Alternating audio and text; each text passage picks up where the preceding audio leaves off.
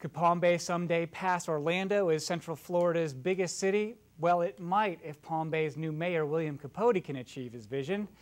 Capote has made growth and development his top priority, and we're going to see a lot of that growth and development happening around the new Palm Bay Parkway. He is one to watch in Space Coast politics. Take a look. Well, one of the funnier headlines that we had, I wouldn't say funny, but it was recent news about the mayor's ball. Okay. And it tied right into your agenda because you wound up having the Palm Bay Mayor's Ball in Melbourne. Explain that. What's going on? The reasoning for that is that as much as people may want to take offend of this, I'm not trying to offend anybody. It's the reality is that we don't have a venue of what I understand a Mayor's Ball should be placed in. Okay. We have the Senior Center. Nice place to have a family gathering or some community event. But when you talk about a mayor's ball, it's being a gala, okay. I think of something grand. I think of a place where people come, especially when you're asking people to pay $100 a ticket. They want to be served. Right. They want to sit down. Plus a black tie affair, there's a certain convention center type of place, a hotel. Correct, a hotel.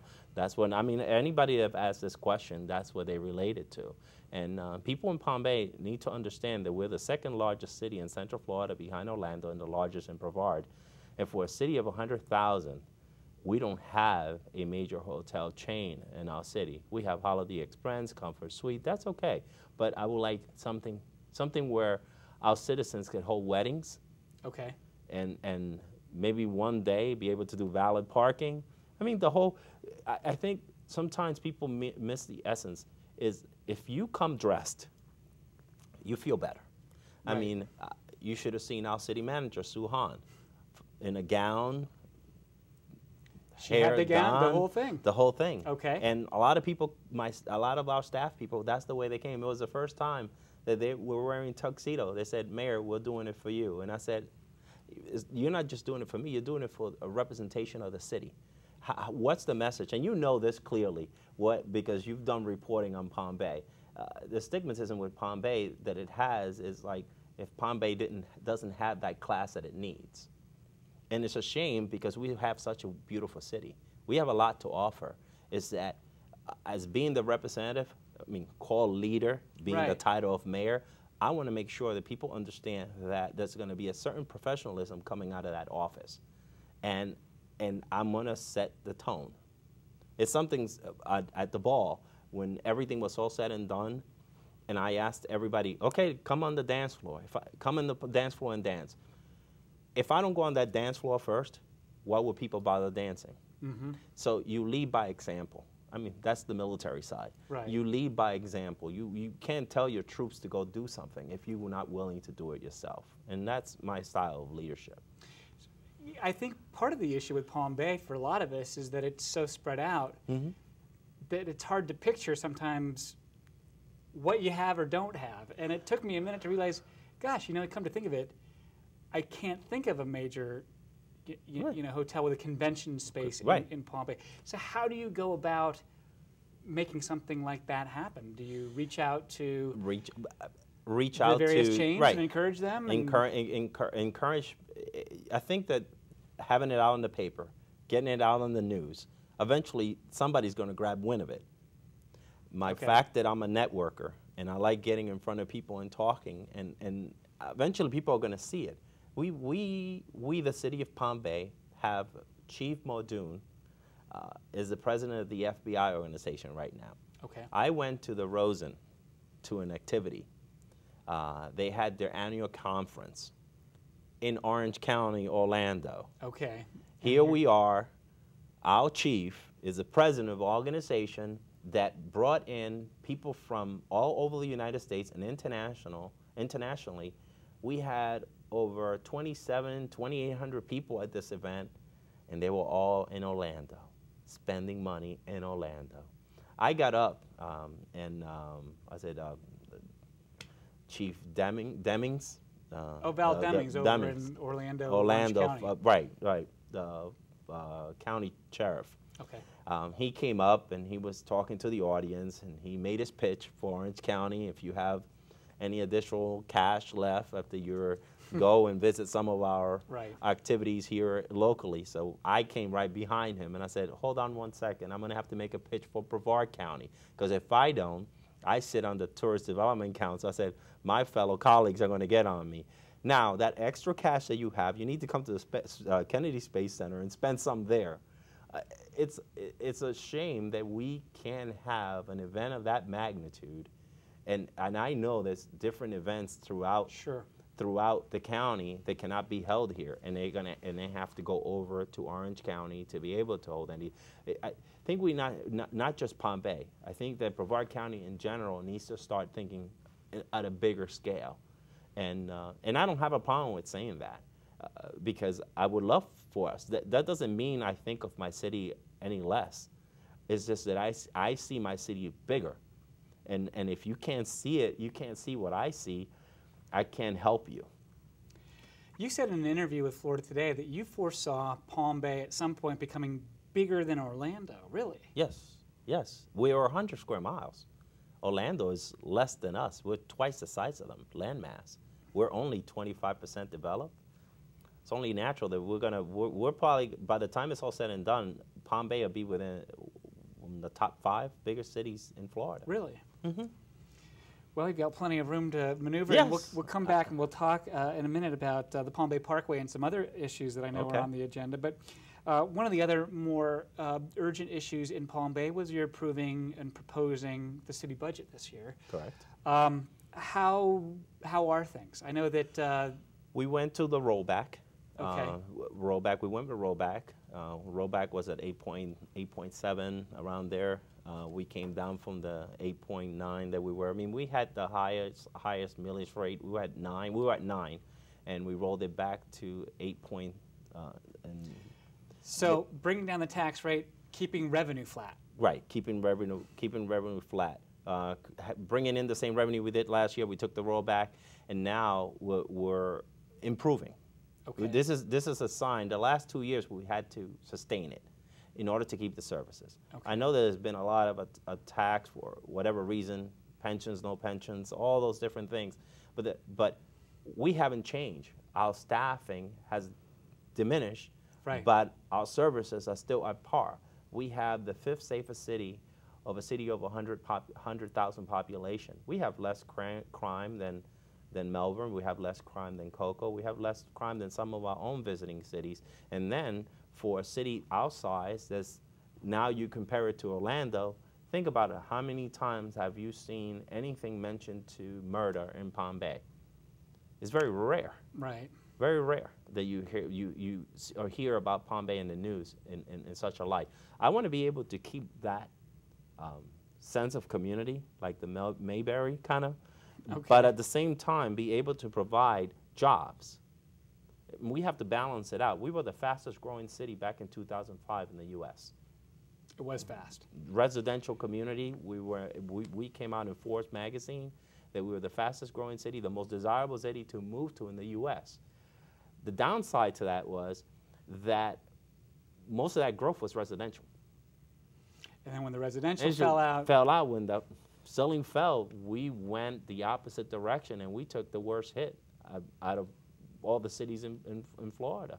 I mean, you can't be the best and then from best to worst. Sure. And it's only natural because we didn't have the sustainability of having that strong business presence. And my platform running for mayor was that I was going to do whatever was willing to do to bring businesses into our community, small business, mid-size, whatever we could do. As long as I could get in front of people and network and talk about our city in a positive light. And right now, my thing is to go in international, attract business from the international perspective. I just had a sit down with Brazilian Florida Chamber of Commerce. They have an interest on the Space Coast. We sat down collectively. I invited all the mayors. That's the whole thing about the mayor's ball. I have neighbors. Okay. I have to be a good neighbor. I know I don't have the venue, but at the same time, when I start getting my amenities, my nice amenities, I would think that all the mayors throughout Brevard County will want to come to Palm Bay and spend some time here. If I go to your town, I would only conceive that you would come to mine. Okay. But if I say I don't want to go to yours because I'm only about Palm Bay, I'm not selling a good message. Plus, at the Rialto, I would love to know, because I know some of the people there they were serving, they were from Palm Bay. Sure. So you're helping them. Exactly. Now, one of the issues that I wanted to ask you about with the budget was pertaining to roads. There was a biting comment from Melbourne Mayor Harry Good where he was trying to talk his council into raising taxes. Because if you don't, he said, look at Palm Bay. Do we want to be like Palm Bay in their roads? And it has been a struggle for your city to maintain roads. Yeah. So where do things stand? What next year, are you going to let property values rising take care of that? Or are you just trying to keep the taxes? I'm trying to keep the taxes. The program that we have is a road maintenance program. Okay. We've in the past tried to pass referendums. Citizens have voted it down. I'm looking at this is going to be a process that maybe could have started a long time ago, but I'm the mayor now. So what I'm trying to do is bring commercial growth in order to supplement the fixing of the roads. Okay. And as the economy gets better, then we'll be able to put more projects into buildings, see if some federal dollars become available for certain things that tie into it, not only just roads, but sidewalks for safety, for kids going to school. But right now, all that I ask my citizens is to be patient. And as a matter of fact, it was Deputy Mayor Snarty brought it on that it would be a good thing, and council is always on board when it comes. But we were battling between, okay, we haven't given our employees a raise in 5 years. So we did a 1% $500 bonus incentive to them, one shot. Okay. It wasn't a recurring expense. It was a one-time expense for now. Because, I mean, the cost of living is going up. Our staff and our employees have been, I have to honestly say they've been golden, because they stood through the rough times. And it's easy to say, oh, but they have a job. That's not the only thing. Because, I mean, if you telling your employee you have a job, that means that you're not really in tune with what they're going to, their struggle. Maybe they had to cut back on certain things, shoes and food. A lot of us are doing jobs, doing what used to be 2 jobs. Right. Or maybe sometimes 3 or 4. 3 jobs, right? As you were describing aren't to you lucky to have a job? Well, guess what? The economy's been recovering in the United States for about 3 or 4 years now.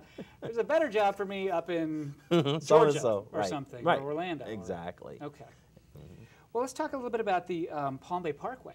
Oh, wait, great. now let's make sure we get this straight. Heritage Parkway, Palm Bay Parkway. Now, okay, straighten me out on it. Yeah. Palm Bay Park, that portion will say Palm Bay Parkway, but it's right by Heritage High School, so it kind of goes back and forth with the name. So far, it hasn't had an official name, but we'll go by Palm Bay Parkway. Is it St. John's Park, Heritage Parkway from Malabar Road north, and then Palm Bay from Malabar south? Is that it? Yeah, that's it. It kind of has that connection there.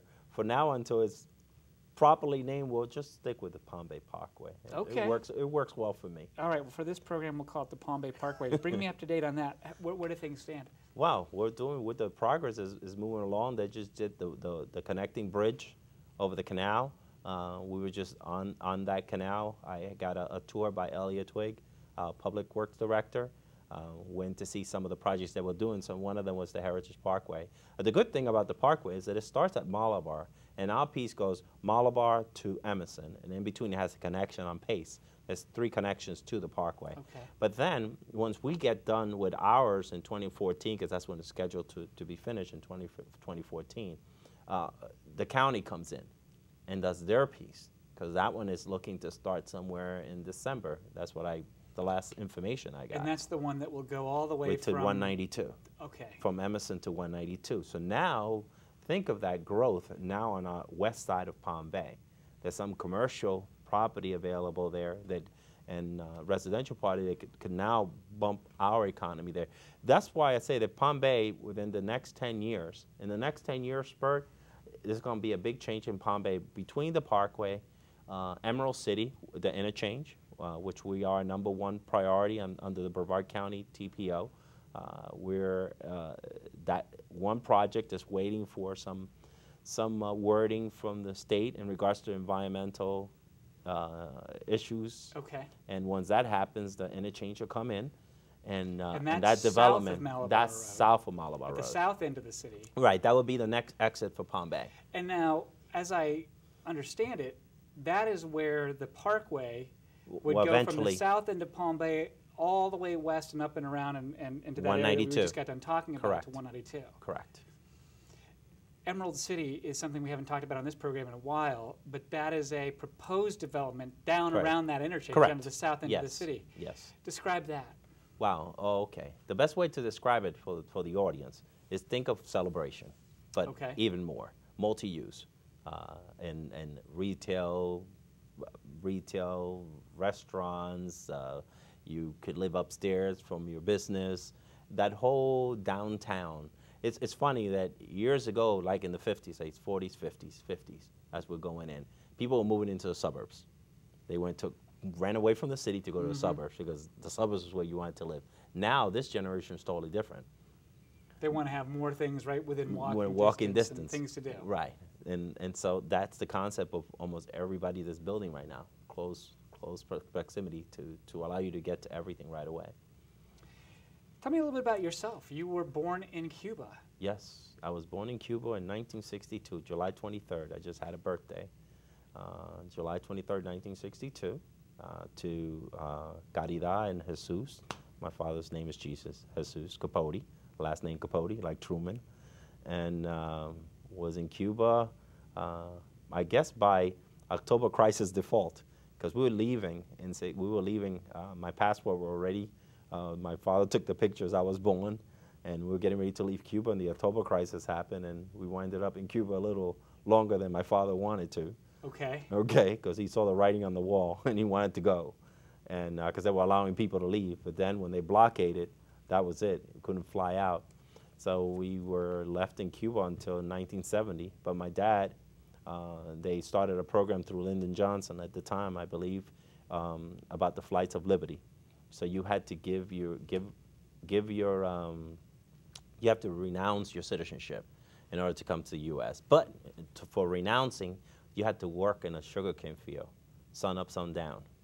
Really? That was your job. Wow. And you gave up your full-time job, whatever job you had, to work in the sugarcane field. And that's what my dad did for 4 years before his number came up. So I always ask people, I always say, if you knew that you were going to spend, because when you say you're going to go, from the time you say you're going to go, you don't know when your number is coming, because it's like a lottery that comes up. Wow, you really sacrifice a lot. He sacrificed a lot to bring us here. So that's why when we were talking off the camera before, I said that I take when it comes to education, I'm very passionate about. When it comes to kids, I'm very passionate about, because if people had an understanding of other people's struggles, they would really embrace certain things, not take it for granted. And so how did you wind up in Palm Bay? Oh, Palm Bay, I just came out of the military. I had voluntarily separated right after Desert Storm, and I decided that I wanted to live in a warm climate, enjoy what other amenities people enjoy, and live like I'm retired but still working. And I settled in this area. I came to visit, and I fell in love with it. And I've made this my residence ever since. And then being a mayor is not a full-time job. What do you do for occupation-wise? I teach at BCC. I teach strategy for success in college and in life, and I'm accredited to teach business. So I like being around young people. I like being that person that helps them gather their thoughts and direct them influence them in the right direction. Republican or Democrat? I'm a Democrat. Okay, and so how does that go? I mean, Palm Bay seems like one of the areas where a Democrat can get elected. Obviously you did, but... Yes, but you know, the whole thing is, I look at Republican and Democrat just as a title. I look at, I need to serve the people, and if I serve the people correctly, it doesn't matter whether I'm Republican or Democrat, people are going to elect me. And I'm a person of faith, because a lot of people told me that I couldn't become mayor of the city of Palm Bay, that it was too much of a mountain to climb. But if I thought in life that there was too much of a mountain to climb, then I always think of my dad. Okay, right, okay. Working in the sugarcane fields yes, and sacrificing right, for his, exactly. his if you are passionate about something, and your message is the right message, and people see your integrity and character, there is nothing that anybody can stop you from. It doesn't matter what label you have. People are going to read inside your soul, and they're going to go on that notion. And that's what I base my quest in politics. I don't identify. Mayor is the title that I went for, and by default I got to carry it. But that doesn't identify me as a person, the person I am, and that's it. Mayor, you could call me, but I'm a simple guy, and I want to do what's right for the people. When we talked to you after you won the election, which was, by the way, it was from what I remember, it was a pretty tough three-way or four-way contest down there. It was three. It was you unseated a long-time incumbent yes, Mayor Mazziotti down there. 1,300. I won by 1,300 votes, and but I did my job. I mean, I worked. My wife, my kids, my friends. I had two good campaign managers. I always call them I call my young mind and my old mind, because I split myself in half. I'm a thinker. And I call him my father here, Furman Archer. He's my dad. He's Furman right now is 74, and Furman has a lot of wisdom. He has done a lot of things and continues to do in the community. Then Chris Robinson, he owns One Insurance, and he's my young thoughts when I was younger, because he's 43 years old. Okay. Okay. So when I looked at them and I talked to them, whenever I wanted to be rambunctious, I talked to Chris. Whenever I wanted to get a settled answer, I went to Furman. And because that's the way I grew up. I grew up listening to older people and attaining some of my character right now from what they told me. Maybe at the time, because I was young, I didn't listen to it too much, but I have a good memory, and everything resonates in my mind. And I remember all those discussions, because sometimes I catch myself being my dad to my sons. And that's... I think we all catch ourselves doing that once in a while. You are the, quote, the first Latino of Afro-Cuban descent, I think, as you put it, elected mayor in Palm Bay. In Palm Bay. Does that matter? I mean, does that...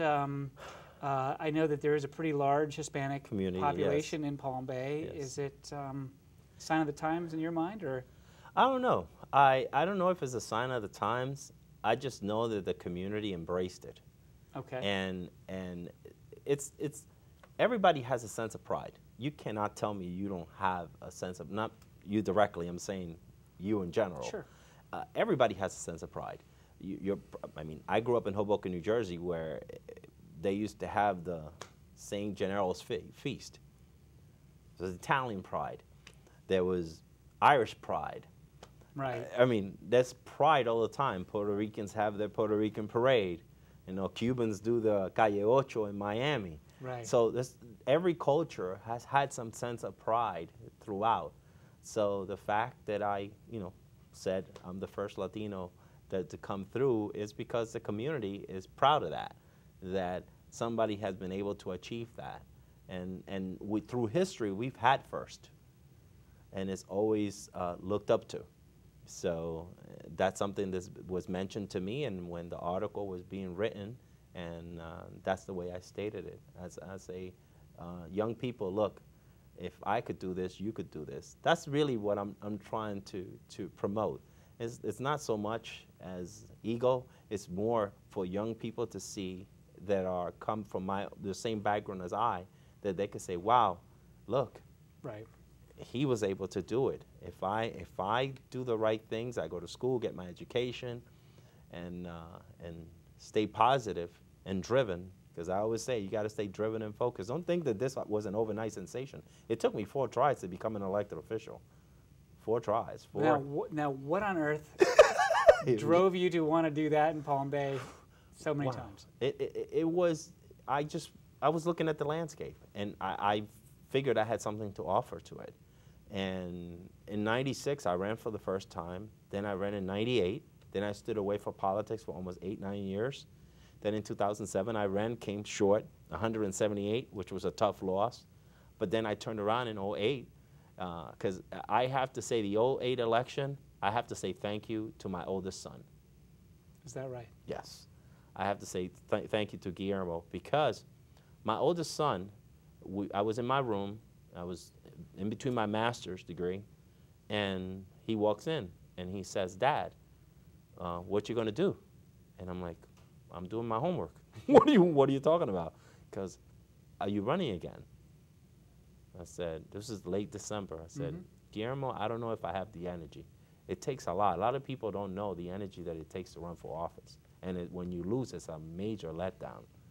And he says, Dad, and this was it. This is the chill of the moment. He goes, Dad, I've never known you to be a quitter. So the inspiration came from the son. When he said, Dad, I've never known you to be a quitter, that told me he's watching me. Right. And look at... and what can I tell him about quitting if his dad quits? Because there's no excuse. There was no other excuse, but I didn't want to go through it again. Right. And that's not real. That's not a real excuse. Right. It is hard. Yeah. And it's tough. It's tough to put yourself out there, take the brunt of the criticism, sometimes warranted or not warranted. But in politics, what I really like about politics right now is that it's not gentlemanlike anymore. Oh. I don't care for the mudslinging. That's why you would never hear me mudslinging on somebody else. My campaigns were every campaign I ran it clean.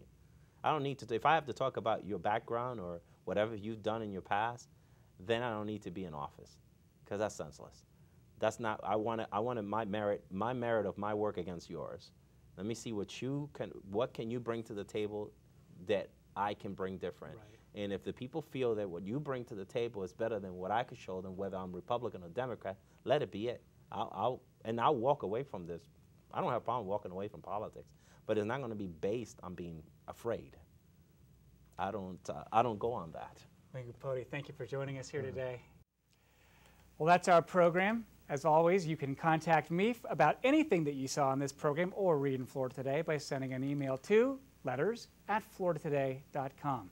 We'll see you right here next week on The Matt Reed Show.